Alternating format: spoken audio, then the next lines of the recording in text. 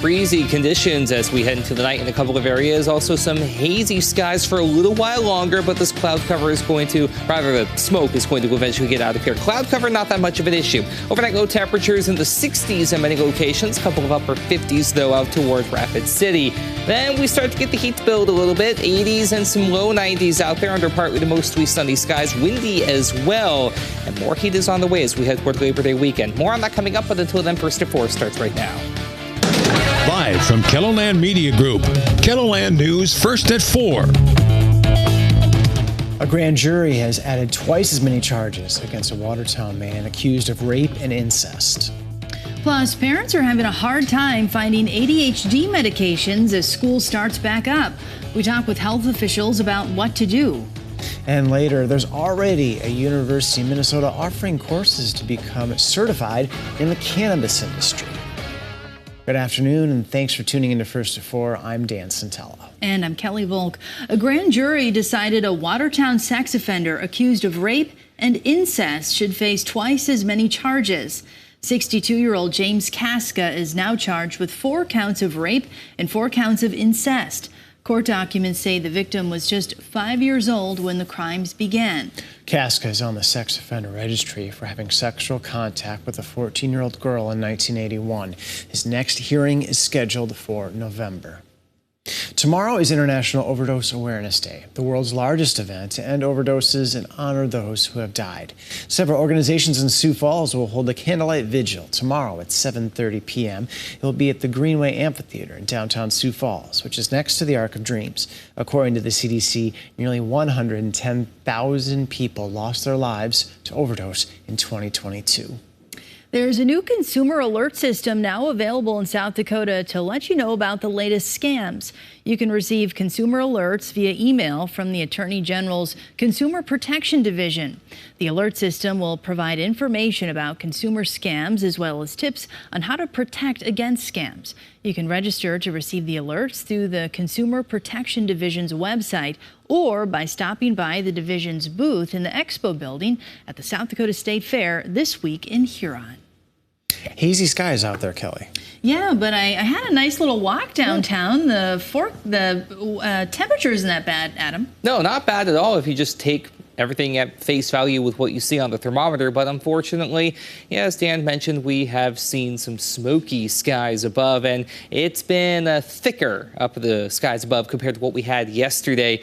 And that's all due in part to those Canadian wildfires that we've been watching. That's what we're seeing right now. The deeper the shade of gray, the thicker the smoke, and that extends all the way up toward Canada. You can see all those little red dots in a cluster north of Calgary and what would also be Edmonton as well. That's where the source of all of the smoke is. Almost kind of looks like a toadstool when you kind of zoom out from this particular perspective. But the good news is that this is expected to get scoured out as we head through the night and into Thursday as well. You notice those brighter shades of yellow disappearing as we head into the early morning hours of Thursday. Is it going to be completely gone? Probably not. We'll still at least have a little bit in the skies above, but there will at least be improvement compared to what we have right now. Case in point, here's downtown with a view to the west. 86 at the airport with a variable breeze around 7 miles per hour.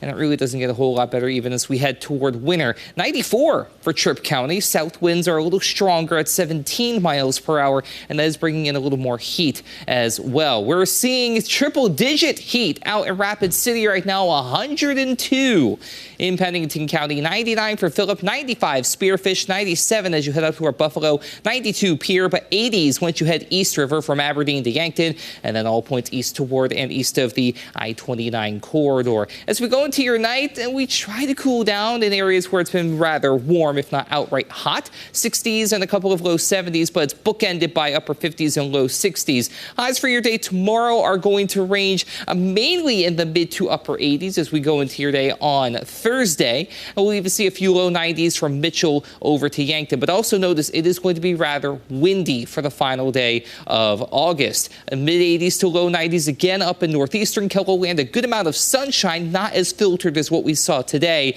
And we do get a break from the heat temporarily out west, 80s and low 90s. But then we get ready for Labor Day weekend, which is shaping up to be mainly dry, but also mainly hot. More on that as we head through the hour.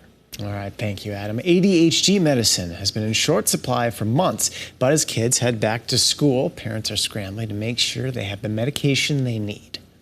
The causes for the shortage are due to supply chain issues as well as a rising number of people being prescribed ADHD medications.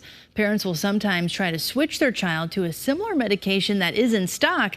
However, that can come with its own problems. We run into situations where that medication that they've been pretty well stabilized on is not available at the time. So we work with their physician, healthcare provider to try to find alternatives. Sometimes that works and sometimes it doesn't work as well, because a child could be really maintained well on a specific med, and if you have to change, sometimes there's a little bit of an adjustment period for these meds to work better. So it's kind of a trial and error basis right now to find the right med if their current medication is not available.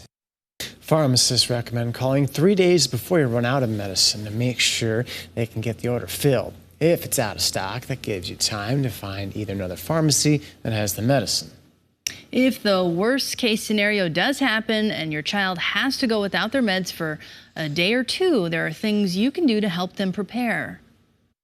The best thing you can do is talk to your child, say like, hey, today we're not going to have medication, so it's a good idea to let them know. I've had parents actually say they're in regular contact with their teacher through like email or what have you, and so like giving them a heads up so they understand that it's okay, we're just out today, but we're going to be back tomorrow, just to give them that kind of grace for what's happening. Health officials expect the ADHD medication shortage to last at least through the end of the year. Volunteers with Feeding South Dakota were busy this week packing backpacks for the start of its backpack program.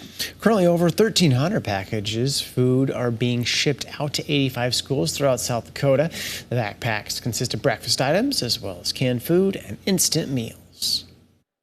The most important thing for us is that we can get a regular count so that we can get the backpacks packed again and out the next week, and whether that be up or down. And we do anticipate typically at the beginning of the school year to see an increase from the first week's delivery. As the 3-day weekend approaches, Feeding South Dakota is expecting more kids to take the backpacks. You'll hear from a volunteer tonight at 10. An attendance record of global proportions could be set tonight when the University of Nebraska hosts a celebration of volleyball at Memorial Stadium. The iconic stadium has been transformed from a football field to a volleyball court. The 4th-ranked Husker volleyball team will play in front of one of the largest crowds of all time for a women's sporting event. To begin the day, the University of Nebraska at Kearney will play Wayne State at 4:30 in the afternoon. Following the doubleheader, country music artist Scotty McCreery will perform at Memorial Stadium. Here's hoping they don't get rain. That'll be problematic for volleyball. Yeah, I guess we'll see how it goes.